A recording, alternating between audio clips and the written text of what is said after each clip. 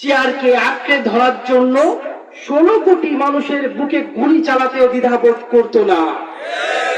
যখন যেখানে যে তার পথে কাটা হয়ে দাঁড়িয়েছে, নিজ হাতে জবাই করে তাকে শেষ করে দিয়েছে। অত্যন্ত ব্যথা ভরা হৃদয়ে বলতে হচ্ছে, 16 কোটি মুসলমানের রাষ্ট্রে আমরা 16 কোটি মুসলমানই সংখ্যালঘু, 18 কোটি মুসলমানই সংখ্যালঘু। আজ পর্যন্ত জেলখানায় কোন হিন্দু গুরুদেব গেছে শুনছেন নাকি? কোন খ্রিস্টান পাদ্রী গেছে শুনছেন নাকি? গেছে কারা? আমরা আলেমরা। গেছে কারা? কারণটা কি? কারণ একটাই, আমরা সত্য কথা মুখের উপর টাস টাস করে বলে দিই। আমরা হকের কথা বলি, আর আমরা হকের কথা বলি বিধায় তাদের বড় বড় বোতল খাওয়াটা বন্ধ হয়ে যায়, মেয়ে নিয়ে রাত্রি যাপন করা বন্ধ হয়ে যায়, দুর্নীতি করা বন্ধ হয়ে যায়। এই জন্যই তো আমাদের মুখে তালা মারা, আমাদেরকে হত্যা করা, আমাদেরকে গুম করা, এটাই ছিল তাদের প্রধান টার্গেট। ঠিক কিনা মুসলমান? মহান আল্লাহ তাআলার রহমতে এই শয়তান আমাদের ঘাড় থেকে পালিয়ে এখন আমার ঘাড়ে গিয়ে উঠছে, আপনাদের ঘাড় থেকে পালিয়ে আমার ঘাড়ে গিয়ে উঠছে। ঠিক কিনা? আমরা আবার ভয়ে আছি। নরেন্দ্র মোদী আর হাসিনা দুজন মিলে দেখা গেল কবে বলে দিল কেরোসিন তেল নাই তো কি হয়েছে, সয়াবিন তেল নাই তো কি হয়েছে, গরুর মুখ দিয়ে রান্না করে খাও। আপনাকে দেশে কইছে না? বেগুনি নাই তো কুমড়ো দিয়ে বেগুনি বানাও, কইছে না? গোস্ত নাই কাঁঠাল দিয়ে বার্গার বানাও, কইছে না? একটা দেশের প্রধানমন্ত্রী এমন হয় নাকি? হ্যাঁ, আল্লাহ তাআলা আমাদের হেফাজত করুন। কিয়ামতের মাঠে আমরা যারা উম্মতে মুহাম্মাদি আছি, আমাদের মধ্যে সব থেকে যারা নিকৃষ্ট গুনাহগার, যাদের জন্য জাহান্নাম ওয়াজিব হয়ে গিয়েছে, যখন আল্লাহ তাআলার পক্ষ থেকে হুকুম দেওয়া হবে যাও তোমরা জাহান্নামী, তোমরা জাহান্নামে চলে যাও, তখন ফেরেশতারা বড় বড় রশি নিয়ে শিকল নিয়ে ছুটে আসবে সেই সব উম্মতি মুহাম্মাদিকে গ্রেফতার করার জন্য। সাথে সাথে আল্লাহ বলবেন, এই স্টপ, হাতে হাত করা পরাবা না, মাজায় দড়ি পরাবা না। হতে পারে সে গুনাহগার, কিন্তু সে আমার বন্ধুর উম্মত, তার একটা সম্মান আছে, তাই তাকে সসম্মানে জাহান্নামে নিয়ে যাও। অথচ এই দেশে আমরা দেখেছি আলেম ওলামা, হকপন্থী আলেম ওলামা, যারা সরাসরি রাসূলের উত্তরসূরি, তাদের হাতে হাত করা, মাজায় দড়ি দিয়ে ধাক্কা দিতে দিতে জেলখানায় নিয়ে যাওয়া হয়েছে।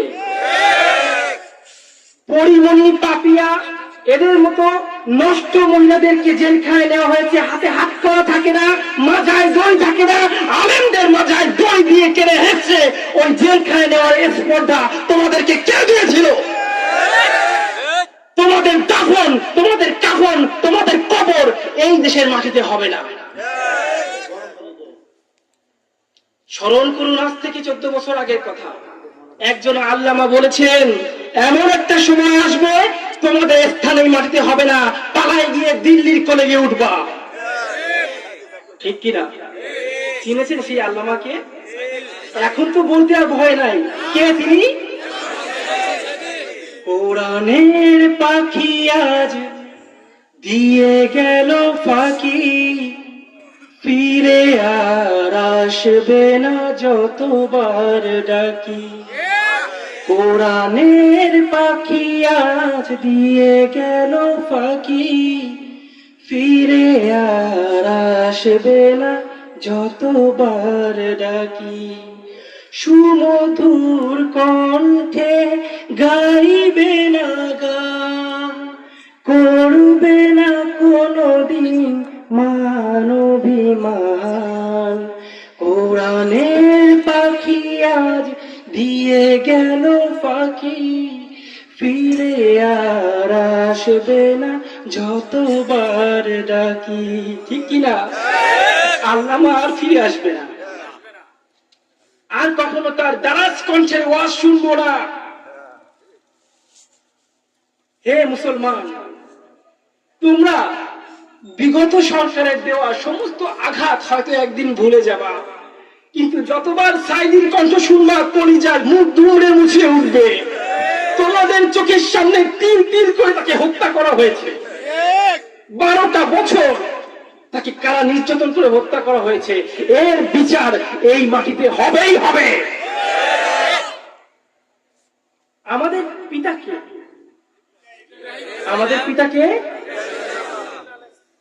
তাকে বাদ দিয়ে জুতার পিতার সমতুল্য যিনি না, তাকে জাতির পিতা করা হয়েছিল। দেখেন, সরকার পালানোর সাথে সাথেই তার সাথে কত বড় অপমান হয়েছে। তার মূর্তির মাথার উপর প্রস্তাব করা হয়েছে, মানে তার মাথার উপর প্রস্তাব করা হয়েছে। এটা আল্লাহ তাআলার পক্ষ থেকে অভিশাপ, লানত। তোমরা আলেমদের গলায় ধাক্কা দাও নাই। রাসূলের উত্তরসূরি যারা, তারা রাসূলেরই নামান্তর, রাসূলেরই আয়না, ঠিক কিনা? তোমরা রাসূলের গায়ে ধাক্কা দিয়েছো, তোমরা রাসূলের হাতে হাত করা পরিয়েছো, তোমরা রাসূলকে গলা ধাক্কা দিয়ে জেলখানায় নিয়ে হত্যা করেছো। তোমাদের স্থান এই মাটিতে হবে না। আসছে সেদিন, কোরআন সরাসরি ময়দানে নেমে এসেছে। এবার ভোট দেওয়ার পালা। এবার কি মুসলমান, কোরআন সরাসরি ময়দানে নেমেছে। এবার কোরআনকে বিজয় করতে হবে, কোরআনকে বিজয় করতে হবে। আমরা দেখেছি বাবার শাসন, দেখেছি স্বামীর শাসন, দেখেছি ভাবির শাসন, মেয়ের শাসনও দেখলাম। এবার দেখতে চাই কোরআনের শাসন। এবার কার শাসন দেখবো? কোরআনকে ক্ষমতায় আনবো তো মুসলমান। যদি কোরআনকে ক্ষমতায় না আনো, তবে কিয়ামতের মাঠে এই কোরআন তোমাদের প্রত্যেকের বিরুদ্ধে মামলা দায়ের করবে আল্লাহর দরবারে। আল্লাহর দরবারে চিৎকার করে বলবে, শত শত বছর ধরে ক্ষমতার চেয়ার পালা বদল হয়েছে, আমাকে মুসলমানরাই ভোট দেয় নাই। সুতরাং সেই মুসলমান জান্নাতে যাবে, সেটা হতে পারে। তাই জান্নাতে যেতে হলে এইবার কোরআনকে ভোট দিতে হবে। কোরআনকে একবার ভোট দিয়ে দেখো, দুর্নীতি, অনিয়ম, চুরি, রাহাজানি, শেষরামি, যত রকম নষ্টামি সব যদি বন্ধ না হয়, নিজের নাম পাল্টে ফেলাবো। এইবার কোরআনকে ক্ষমতায় আনতেই হবে। রাজি আছো মুসলমান? কে কে কোরআনকে ভোট দিবে হাত তুলে দেখাও। আলহামদুলিল্লাহ। সামান্য কিছু কথা বলবেন, তারপর আজকের মতো বিদায় নেব। আপনাদের টাঙ্গাইলে আবার আসছি আমি। এই ডিসেম্বর, ফেব্রুয়ারি, জানুয়ারি বেশ কয়েকবার আসা পড়বে। এখানে সখীপুর নামে কি একটা জায়গা, ওইখানেও আছে।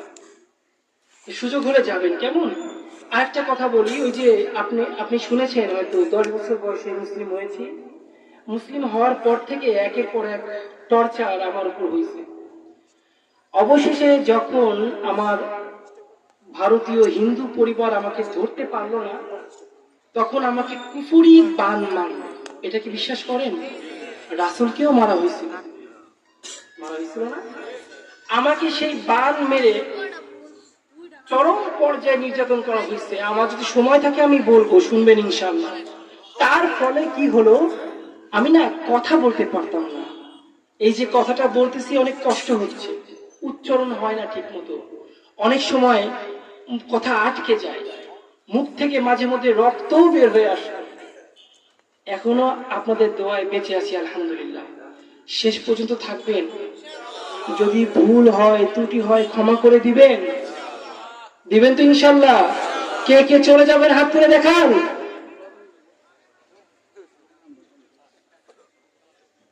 মাশাআল্লাহ, কেউ তো হাত তুলে নেই।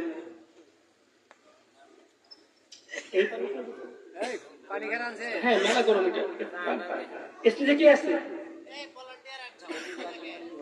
একজন থাকে স্টেজে, পানি নিতে দিন। তাহলে শুরু করছি। হ্যাঁ,